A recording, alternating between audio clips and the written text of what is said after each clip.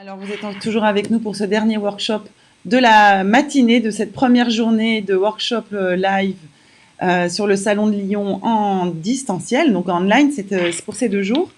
On a le plaisir d'accueillir alors 3 personnes, Élodie Duputel, Stéphanie Laboulet et Verle Morlouz, qui vont nous parler du comment choisir son mode de travail et quel statut va avec ce mode de travail. J'en dirai pas plus parce que vous avez été déjà patiente derrière vos écrans. On a un petit peu de retard parce que la connexion A4 est un petit peu moins bonne que tout à l'heure. Donc, merci de votre indulgence, merci de rester fidèle et d'être derrière vos écrans. N'hésitez pas à interagir, bien sûr, à poser vos questions dans le chat. On sera là pour y répondre. Donc, je vais directement laisser la parole à nos intervenantes. Et voilà, n'hésitez pas donc à interagir. Je vous retrouve juste après. Merci beaucoup. Merci Valentine.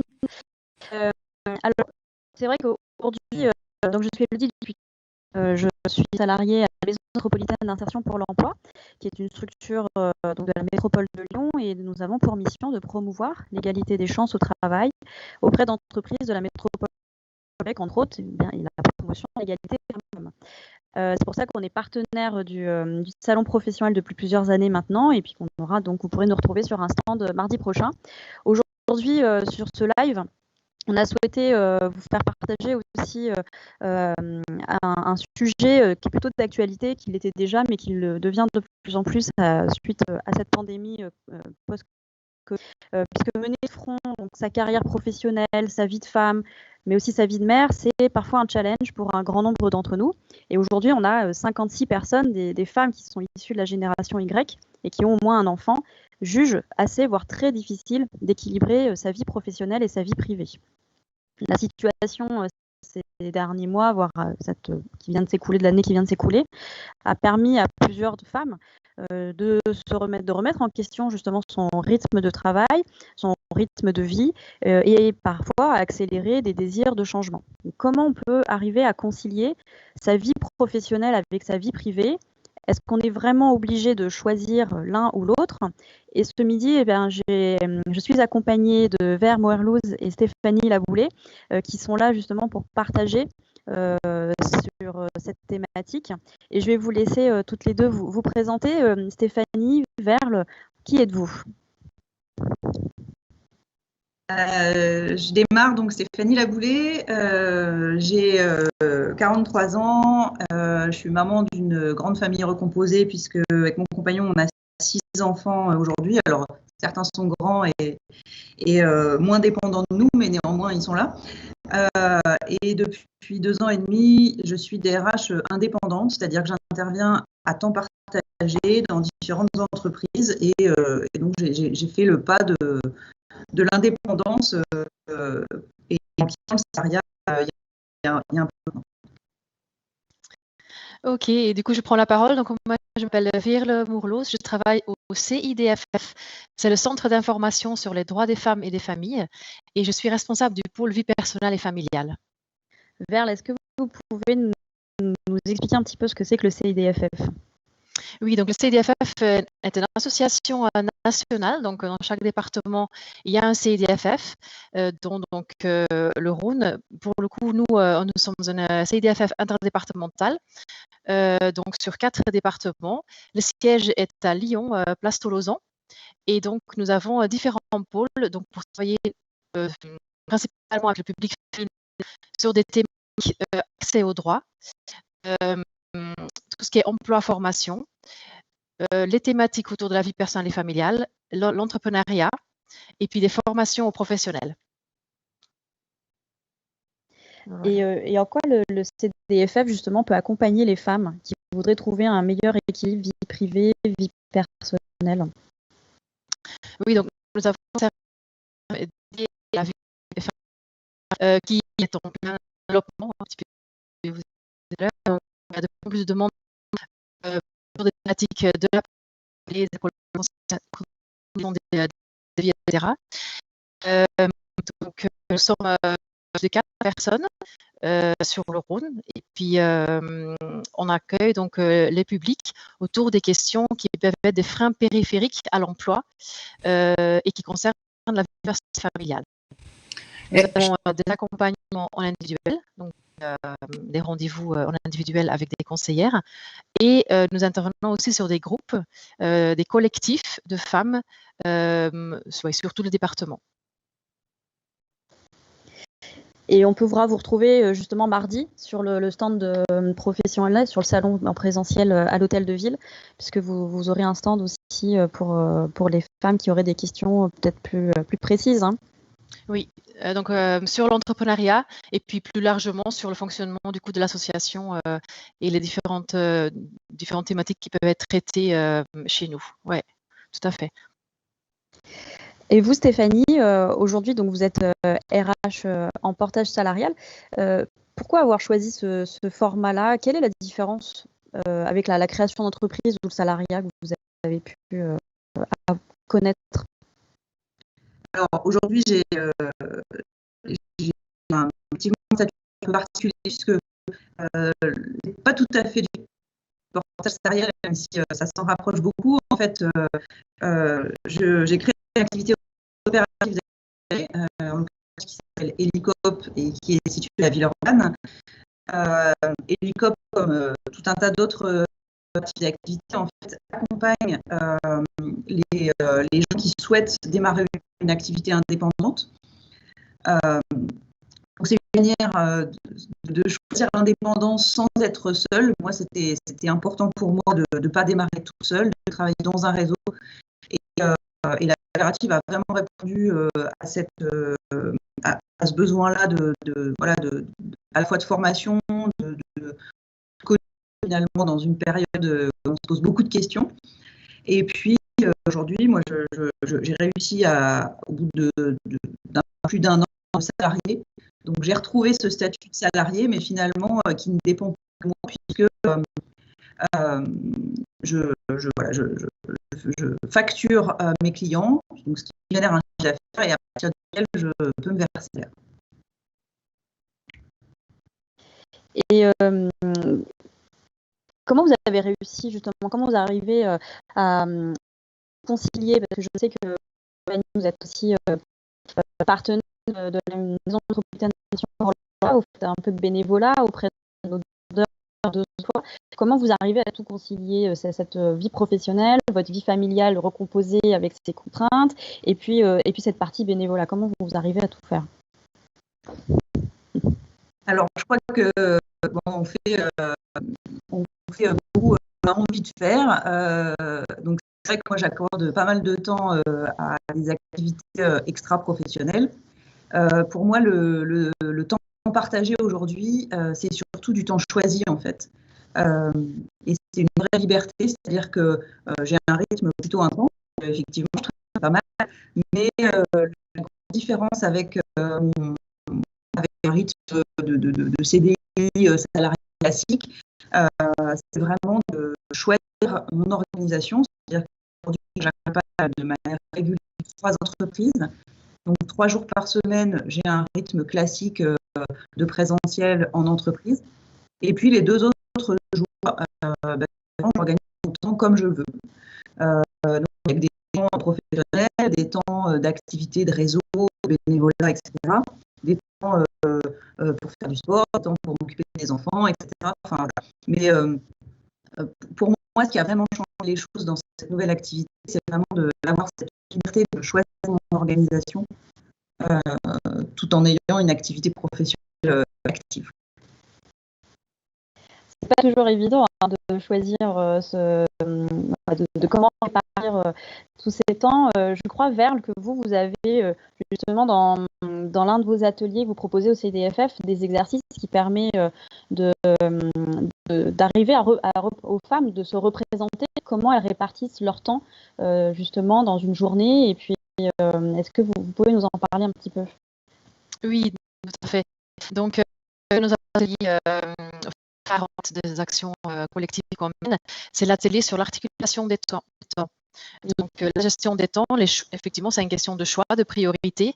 Hein, mais donc, pour déjà arriver à se rendre compte le temps qu'on consacre à chaque jour, à chaque activité, c'est important de pouvoir visualiser. Donc, nous, au CDFF, on a l'habitude d'utiliser la roue du temps. Donc, qui doit être projeté, ouais, je crois qu'il doit être en train d'être mis en ce moment. Nous, on le voit, je pense que les gens sont en train de la visualiser. Super, d'accord. Et donc, du coup, c'est donc la version à colorier. Hein, donc, on propose cette feuille. Sur les différents temps, on a choisi différentes couleurs. Et donc, la roue est constituée de 24 heures. On a fait exprès aussi d'inclure aussi la nuit, parce qu'on a bien compris qu'il y a beaucoup de femmes, de mamans qui font plein de choses la nuit. Voilà, donc ça vaut le coup aussi de l'aborder, d'en discuter. Et donc, sur cette roue, donc, on va donc mettre les couleurs voilà, sur chaque temps qu'on peut avoir. Donc, le temps de la famille, les tâches domestiques, le temps physiologique, manger, voilà, prendre soin de soi, tout ça.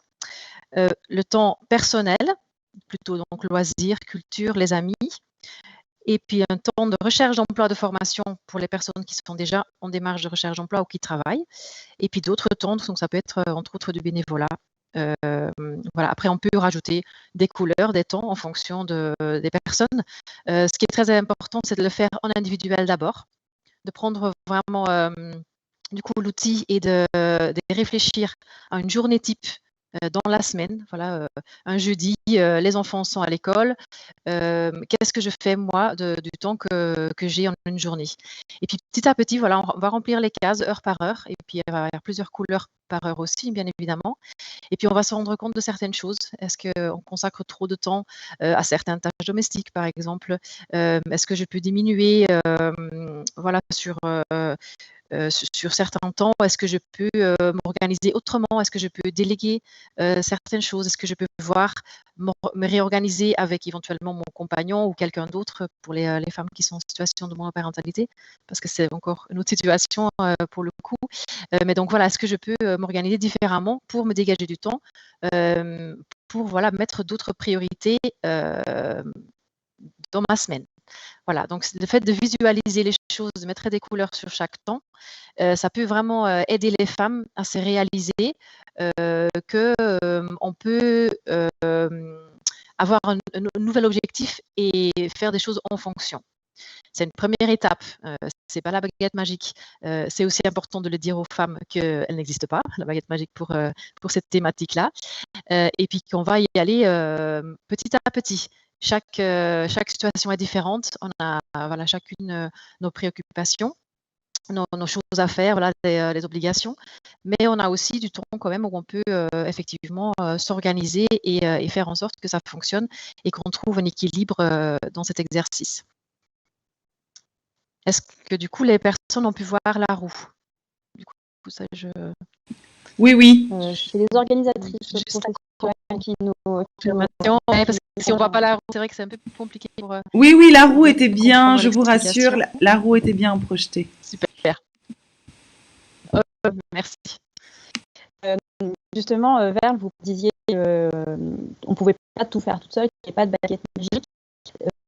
Verle, avec vos regards qui sont complémentaires et très différents, est-ce que vous direz qu'on est obligé de choisir entre sa vie professionnelle et sa vie personnelle? Alors, oui. Allez-y. Ouais, j'ai effectivement, non, envie de dire qu'on n'a pas à s'obliger de choisir. Après, je crois effectivement qu'il n'y a pas de baguette magique et je trouve que l'outil, même si je ne le voyais pas dans le détail, mais en tout cas tel qu'il est présenté, je le trouve vraiment intéressant parce que moi, quand j'ai changé d'activité, effectivement, auparavant, j'étais DRH dans une grosse structure, voilà, en CDI classique à temps plein. J'avais un certain rythme de vie. Quand j'ai décidé de la quitter et de démarrer une activité en tant qu'indépendante, finalement, on a l'impression d'avoir plein de temps et sans très bien savoir comment, finalement, savoir ce qu'on en fait de ce temps-là. Donc, il y a une période où on n'est pas très à l'aise avec ça. Et puis, moi, j'ai effectivement fait un travail, alors plus sur mes heures de travail, essayer d'identifier ce que je faisais pour essayer de comptabiliser, par exemple, le temps que je pouvais passer en prospection, en communication, etc. Et ça m'a aidé à structurer peu à peu mon activité, mais je trouve que ça a pris du temps. L'équilibre dont je parlais tout à l'heure aujourd'hui que j'ai trouvé, finalement, il m'a pris 2 ans à construire et à équilibrer les différentes parties de ma vie. Mais aujourd'hui, alors évidemment, si les journées faisaient 36 heures, j'ai plein d'autres idées pour les occuper, mais aujourd'hui, je trouve que prendre conscience de la façon dont on occupe son temps, c'est une vraie clé. Et puis du coup, je prends la parole. Donc, oui, choisir une activité professionnelle ou notre vie de famille. Je pense que pour beaucoup de femmes, on ne peut pas choisir. Donc, il faut combiner les deux. Et puis, il y a vraiment tout le côté psychologique, je pense, à respecter, à aborder, parce que c'est vrai qu'il y a beaucoup de choses qui se jouent à ce niveau-là.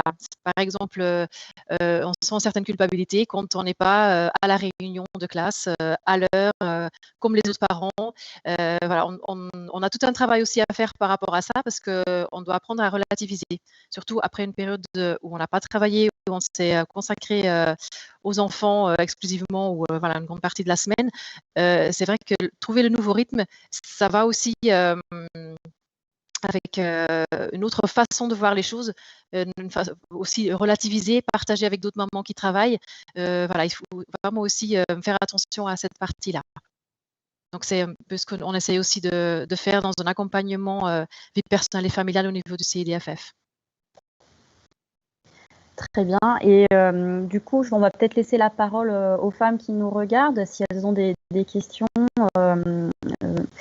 Valentine, est-ce que vous avez des questions qui nous sont remontées, auxquelles on pourrait peut-être répondre? Alors, j'étais justement en train de regarder. On n'a effectivement pas réellement de questions. C'est vrai que le son est peut-être, comme je vous le disais, un petit peu moins évident. Donc, je voudrais surtout dire aux femmes qui nous écoutent que vous serez présentes sur le salon mardi prochain, aussi pour pouvoir échanger avec vous, parce que je pense que c'est très important, les sujets que vous venez d'aborder, tant par l'accompagnement que peut proposer la maison, la MMIE et le CIDFF. Donc c'est vraiment important que vous puissiez être également là et répondre aux questions mardi prochain. Donc merci pour votre présence aujourd'hui et encore mardi. Je ne sais pas si vous vouliez continuer d'avancer dans votre présentation. Il n'y a pas eu de réaction pour l'instant. D'accord. Peut-être un petit mot de la fin, du coup, Stéphanie Verle, je conclurai. Moi, je crois qu'il faut essayer vraiment alors c'est peut-être un peu bateau, de donner la chance de choisir au maximum la façon dont on occupe son temps et dont on équilibre ses temps de vie, parce que c'est une vraie source d'épanouissement. Et puis, bon, je voulais merci pour l'invitation, pour la présentation de CIDFF. Et puis, j'invite les dames qui ont envie de réfléchir à ces sujets-là, de se rapprocher de l'association, et puis de prendre le temps pour réfléchir, de bien préparer les choses, de ne pas aller trop vite, parce que souvent prendre le temps, c'est on perd moins par la suite. Merci à toutes les deux, en tout cas, d'avoir été répondu présent ce midi. J'espère en tout cas qu'on aura pu apporter des bribes de réponses aux femmes qui nous auront suivies. J'espère que la qualité du son n'aura pas, en tout cas, empêché cela. Je pense que des choix, il faut parfois en faire. Il n'y a pas de choix parfait. Le meilleur, en fait, c'est celui qui va vous correspondre le plus possible. Et parfois, votre choix ne correspondra peut-être pas à celle de la voisine, mais en tout cas, ça sera le vôtre et c'est celui qui vous convient. Donc, c'est le principal. Merci en tout cas, Stéphanie Verle, et puis merci Professionnel pour ce temps de parole, et on peut vous retrouver du coup sur notre marque. Merci à vous. Merci à vous. Merci beaucoup.